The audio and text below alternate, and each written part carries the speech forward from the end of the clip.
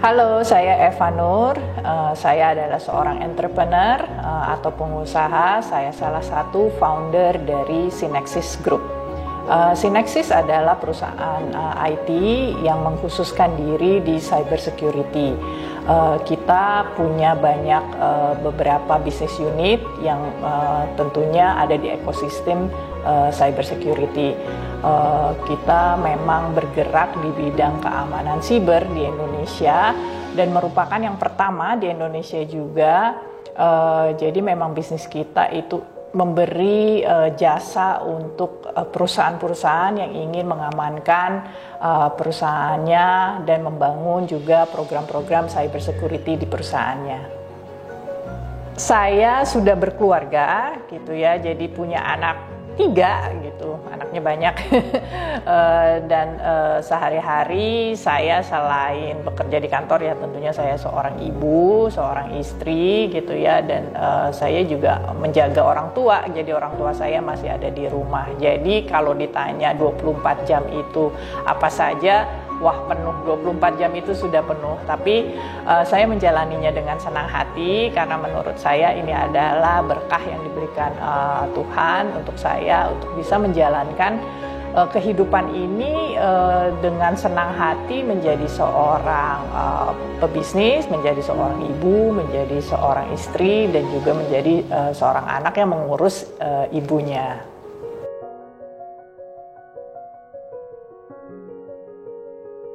Kartini di mata saya adalah seorang sosok yang sangat berani gitu ya, berani, pintar, dan sangat gigih. Saya sangat suka sekali sosok ini karena menurut saya perempuan pada dasarnya itu ya seperti Kartini ini gitu ya, berani, pintar, dan gigih dalam memperjuangkan, kalau Kartini ini dalam memperjuangkan emansipasi wanita pada masanya gitu. Dan saya melihat di era sekarang ini sudah banyak gitu ya Kartini-Kartini masa kini gitu yang punya pemikiran juga sama dengan Kartini atau malah lebih pemikirannya lebih luas lagi gitu ya. Jadi Kartini ini menjadi sosok yang role model atau contoh gitu ya, yang kita sangat beruntung sekali punya di Indonesia ini punya contoh seperti sosok seperti Kartini ini.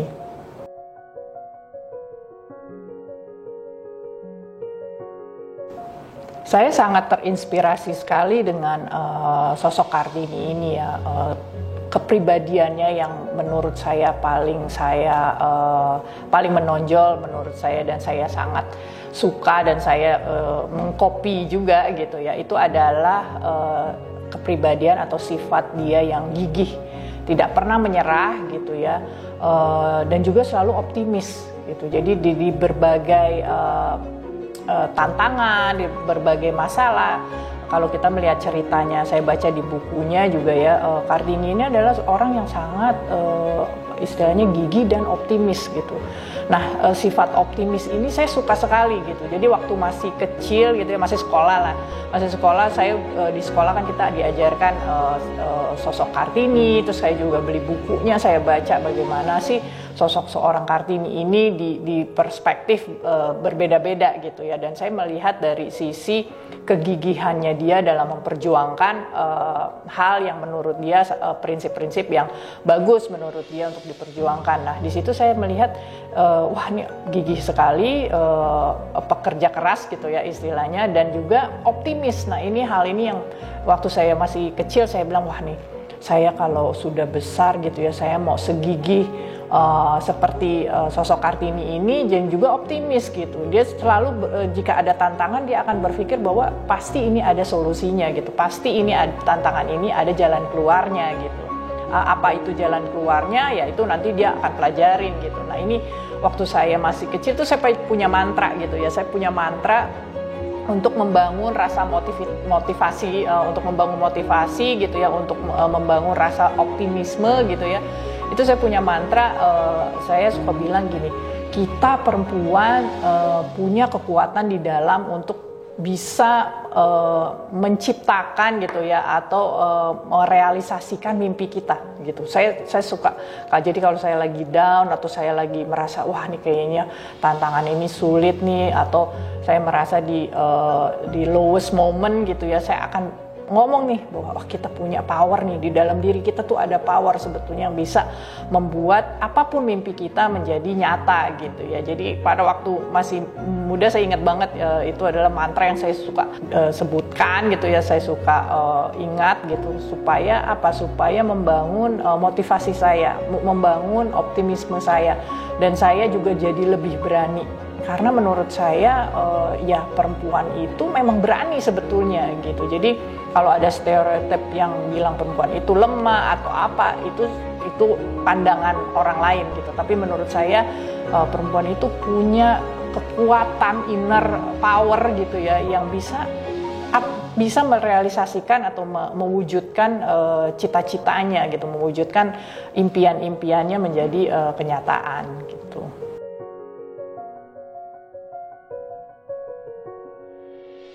Saya tuh selama berkarir atau mulai kerja lah ya, saya tuh tidak pernah berpikir soal gender sebetulnya ya. Jadi waktu saya bekerja, saya melakukan pekerjaan saya sebaik mungkin gitu ya, tanpa melihat atau tanpa merasa saya seorang perempuan gitu, atau saya juga tanpa melihat bahwa oh yang di sana laki-laki ya, ada perbedaan atau lain-lain. Jadi pada waktu saya bekerja, saya menjalankannya ya dengan baik saja, I do my best gitu. Jadi tidak pernah terpikir soal gender. Dan kalau di IT sendiri dan IT security itu kan dominasinya memang pria ya, lebih banyak prianya, dan saya tidak pernah menemukan kesulitan juga sih di selama ini gitu ya. Puji syukur belum pernah punya kesulitan gitu ya.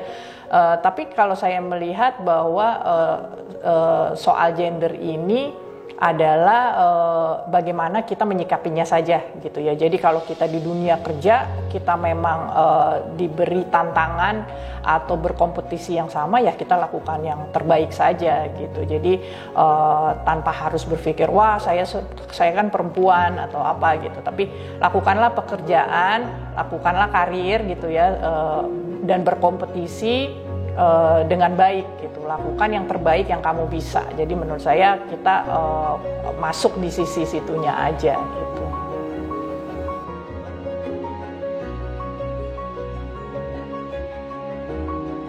Jadi menurut saya yang harus pertama yang harus kita yakini dulu gitu ya, bahwa perempuan itu penting, bahwa perempuan itu valid ya, dan perempuan itu semua cantik gitu, terlepas dari apapun stereotip itu gitu ya, atau perspektif dari gender lain gitu ya, atau ya tadi seperti yang tadi dibilang bahwa perempuan itu harus bisa masak, saya nggak bisa masak gitu ya. Tapi kalau bicara perempuan harus bisa masak, saya tidak bisa masak, tapi saya bisa beli makanan enak gitu ya, yang outputnya tentu sama saja gitu, bisa memberi makan keluarga gitu ya, dan bisa ya istilahnya bikin anak senang, suami senang gitu ya. Jadi kalau kita bicara soal kewajibannya perempuan gitu ya, kewajibannya laki-laki, tentunya mereka punya, kita semua punya kewajiban dan hak yang sama gitu ya. Jadi kalau ditanya perempuan harus di belakang laki-laki, ya tergantung gitu ya, tergantung seperti apa. Saya memposisikan diri saya di kantor, saya memposisikan diri saya sebagai pekerja gitu ya. Saya akan melakukan yang terbaik dalam bekerja. Ketika saya di rumah, saya menjadi seorang ibu, saya akan melakukan yang terbaik untuk menjadi seorang ibu gitu ya. Jadi seorang istri sama juga, saya akan melakukan hal yang terbaik sebagai seorang istri. Jadi tidak bisa dibilang kita ada di belakang, kita ada di depan gitu ya. Dibilang sejajar pun tidak bisa mungkin selalu sejajar. Jadi ini kita tidak bisa ada kata-kata harus gitu. Terus kemudian perempuan harus menjadi ibu rumah tangga. Menurut saya jadi ibu rumah tangga itu tidak semudah yang orang pikir gitu. Jadi gini, ada kata-kata tidak semua orang bisa jadi seorang pengusaha. kata-kata ini juga berlaku seperti tidak semua orang bisa jadi ibu rumah tangga gitu. Nah ini kita jangan langsung memposisikan bahwa jadi seorang pekerja wanita karir itu akan di atas dari ibu rumah tangga. Nggak bisa begitu, karena ini adalah dua pekerjaan atau dua fungsi yang berbeda gitu, dua fungsi berbeda yang punya output yang berbeda gitu ya, dan juga dua fungsi ini sama pentingnya untuk perempuan gitu ya. Kita tidak bisa memisah-misahkan, tidak bisa mengkotak-kotakan, karena menurut saya menjadi seorang perempuan itu tadi penting, valid, dan semuanya cantik gitu.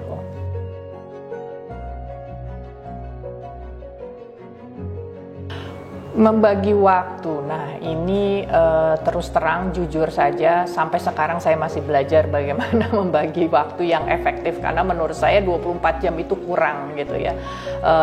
Satu, kalau jadi seorang ibu gitu ya, seorang istri gitu ya, seorang ibu rumah tangga, itu kita tuh memang ada satu istilahnya kalau channel di kepala kita yang harus on 24 jam gitu ya. Harus tetap alert, harus tetap memastikan bahwa semuanya baik gitu ya, semuanya dalam in order lah istilahnya seperti itu. Nah, tapi di sisi lain kalau kita bekerja, kita juga harus bekerja dan punya fungsi lain di dalam kantor gitu ya, atau kalau bisnis seperti saya malah harus memikirkan beberapa lini bisnis yang harus berjalan dengan baik. Nah, cara bagi waktunya menurut saya kita harus punya prioritas gitu. Sosok petinggi perusahaan di luar sana gitu ya, dia menceritakan bahwa dalam hidup itu ada 5 pilar gitu ya. 5 pilar ini sama seperti kalau kita juggling bola gitu ya. Jadi kan kalau kita juggling bola, bolanya tuh ada 5. Nah, di dalam kehidupan tuh ada 5 juga. Jadi apa nomor 1? Yang nomor 1 itu adalah keluarga gitu ya. Yang nomor 2 adalah kesehatan. Yang nomor 3 itu adalah pekerjaan. Yang nomor 4 itu adalah teman gitu ya. Yang nomor 5 itu yang lain-lain gitu ya, bisa kebutuhan kita yang lain gitu. Nah, dari 5 poin ini gitu, 5 bola ini bola ini kita bagi nih. Yang tadi yang prioritas keluarga, kesehatan itu adalah bola gelas. Terus ada lagi yang lain gitu ya. Jadi apa? Pekerjaan, teman gitu ya, atau pergaulan gitu ya, dan lain-lain itu adalah bola karet gitu. Apa yang membedakannya? Jadi kalau kita juggling bola, ada bola gelas, terus kemudian ada bola karet. Nah, ini kita pastikan mana yang penting buat kita. Karena kalau kita juggling dan bolanya gelas, kalau yang sampai jatuh, tentunya dia akan berantakan gitu, akan pecah berkeping-keping gitu. Jadi sama saja kalau kita meremehkan yang namanya kesehatan, ketika jatuh susah untuk kita untuk menyatukannya lagi gitu ya. Keluarga, ketika kita pecah gitu ya, bolanya pecah, sulit untuk kita bisa menyatukannya lagi gitu. Nah, tetapi kalau bola yang lain gitu ya, pekerjaan, pertemanan dan lain-lain, itu adalah bola karet. Jadi ketika dia jatuh, dia akan bounce lagi gitu ya. Jadi ini perbedaan atau prioritas ya, analogis prioritas yang kita harus punya gitu. Jadi prioritas pertama, saya semakin sadar bahwa yang namanya kesehatan itu penting, yang namanya keluarga itu penting sekali gitu ya, dan lain-lainnya penting juga, tapi dia bisa bounce back gitu. Jadi prioritas yang saya lakukan sehari-hari itu yang pertama adalah ya tadi, keluarga dan kesehatan gitu. Saya bangun pagi itu biasanya saya beribadah gitu ya, bangun pagi beribadah, terus kemudian saya melakukan olahraga.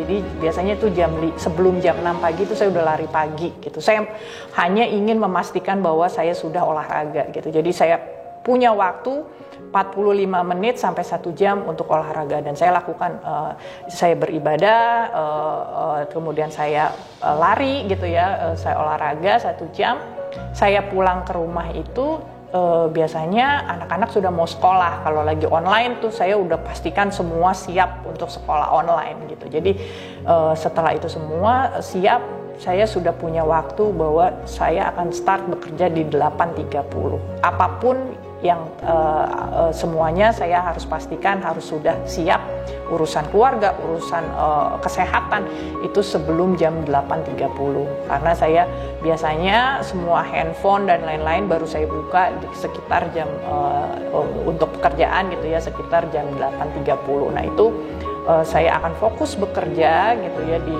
pekerjaan. Nah enaknya online itu kita masih bisa ngelihat keluarga gitu ya. Tapi kalau kita bekerja fisikal ke kantor kan kita biasanya telepon-teleponan dan lain-lain. Nah, itu kemudian dari jam 8.30 sampai sore itu saya akan bekerja.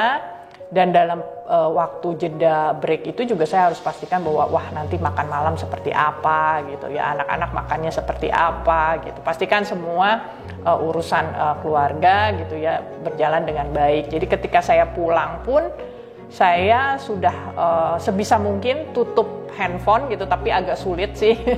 Tapi saya sebisa mungkin bahwa saya fokusnya itu adalah di rumah gitu. Jadi sekali lagi gimana cara membaginya, tidak punya jadwal khusus, tapi saya memastikan bahwa yang namanya keluarga, kesehatan itu adalah prioritas saya gitu.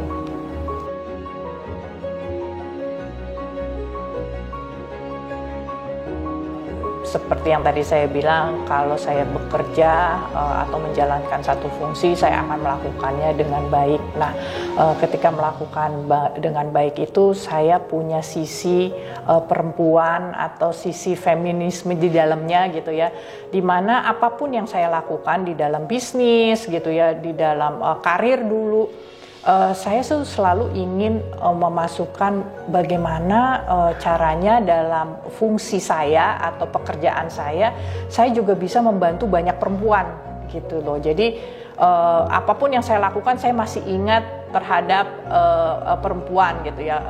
Jadi banyak sekali dari mulai dulu waktu saya sebelum berbisnis, saya tuh selalu punya kayak komunitas perempuan-perempuan, ayo kita bikin komunitas apa saja membantu mereka berjualan gitu ya, membantu self development mereka gitu. Jadi itu saya lakukan. Nah sekarang sudah bisnis ini saya semakin punya banyak media gitu ya, semakin punya banyak resource untuk program-program yang ingin saya lakukan dalam membantu perempuan gitu. Dan jadi saya tidak mungkin melupakan kodrat, karena saya justru ingat sekali bahwa saya perempuan dan saya ingin sekali membantu banyak perempuan untuk bisa lebih maju lagi. Karena saya yakin ya perempuan itu tadi seperti yang saya bilang, sosok Kartininya tuh sudah ada di semua perempuan, berani gitu. Nah, keberanian ini bagaimana bisa istilahnya unleash the potential gitu ya. Bagaimana nih supaya mereka bisa unleash potensial? Karena kadang-kadang beraninya sudah ada, tapi opportunity-nya tidak ada. Nah, saya ingin sekali membuka banyak opportunity untuk perempuan-perempuan untuk bisa, keberanian sudah ada, opportunity dibuka gitu ya. Terus kemudian yuk kita tingkatkan skill-nya. Sehingga perempuan-perempuan yang ada di Indonesia itu makin banyak yang maju gitu, makin banyak kita akan melihat makin banyak sosok Kartini zaman sekarang, era sekarang ini yang jadi makin banyak gitu. Karena kalau saya ngelihat sendiri sih sudah banyak gitu ya, banyak sekali perempuan-perempuan hebat di Indonesia, tapi kita butuh lebih banyak lagi. Dan generasi sekarang ini saya lihat makin lebih sudah jadi istilahnya dibandingkan generasi saya zaman dulu gitu. Jadi sudah jadi kita tinggal buka informasinya, kita buka opportunity-nya gitu ya, kita buka juga akses mereka untuk upgrade their skill gitu. Jadi apapun yang saya lakukan pasti saya tetap tidak lupa kodrat saya sebagai perempuan. Justru karena saya ingat, saya ingin sekali membantu banyak perempuan.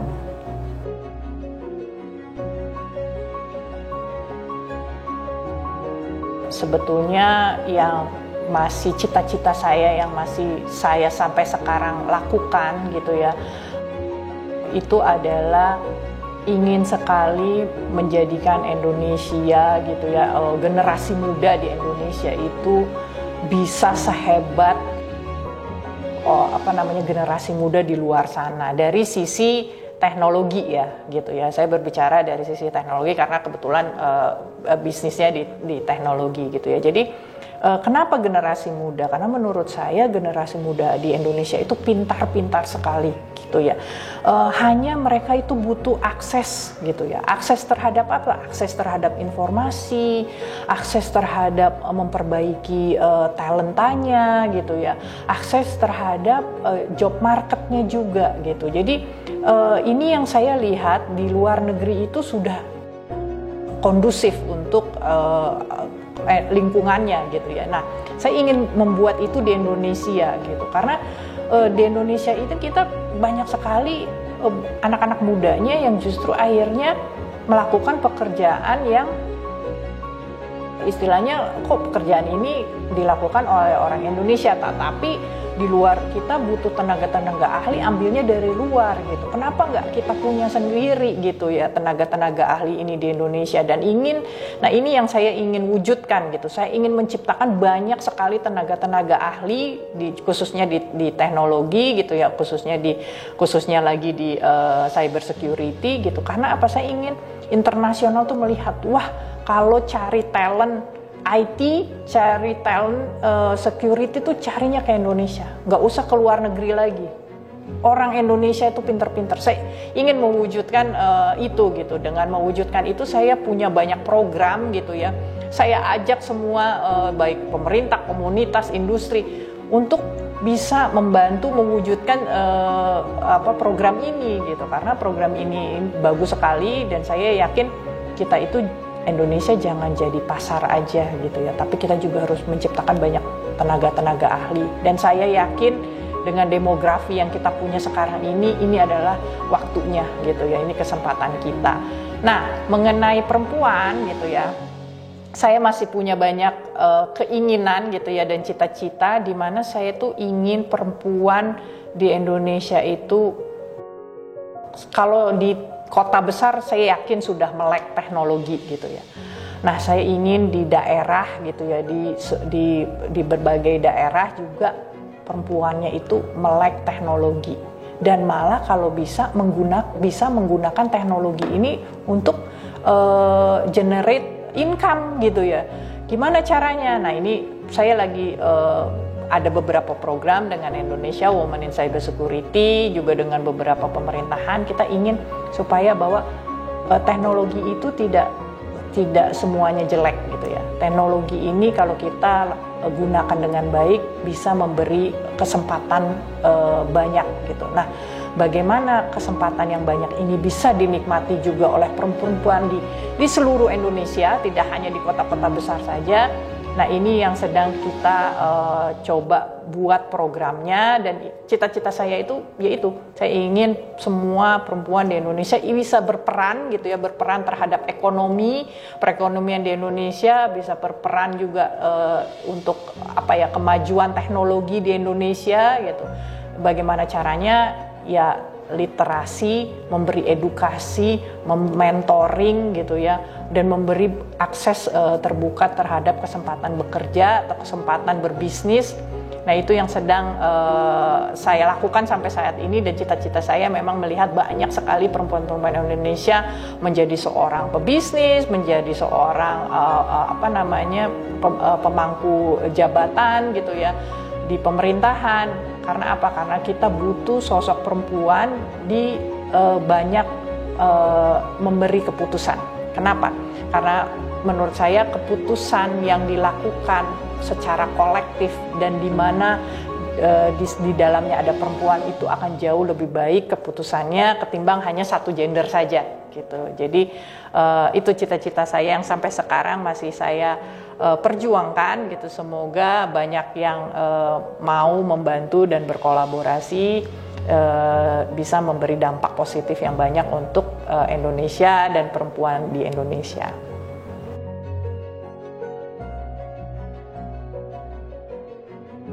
Kalau pesan saya untuk generasi muda gitu ya, generasi muda di Indonesia, saya berpesan agar jangan mudah menyerah gitu ya, jangan takut gitu. Jadi kita harus berani, jangan gampang menyerah, dan lihat kesempatan yang bisa kita lakukan untuk memberi dampak banyak terhadap lingkungan kita, sekitar kita gitu ya. Karena sekarang ini generasi muda sekarang ini sudah sangat keren-keren banget gitu. Mereka sudah mengerti apa yang namanya memberi dampak positif terhadap lingkungan, memberi dampak positif terhadap environment di bekerjanya gitu dan lain-lain. Nah, menurut saya ini harus makin diperbaiki lagi dengan tidak gampang menyerah gitu. Karena kalau generasi saya zaman dulu kan kita cukup generasi yang tidak ada internet gitu ya. Generasi yang apa-apa harus zaman dulu tuh kalau mau buka internet itu harus pakai modem dulu gitu. Jadi zaman sekarang sudah sangat mudah gitu ya, gampang sekali mendapatkan informasi. Tapi saya yakin dengan mendapatkan informasi yang mudah ini harus dibarengi dengan sikap gigih seperti sosok Kartini tadi gitu. Karena kita harus gigih, tidak menyerah, optimis gitu ya. Kenapa? Karena ya saya melihat kemudahannya teknologi ini membuat banyak sifat gitu ya, membuat banyak sifat yang menjadikan kita gampang sekali menyerah gitu.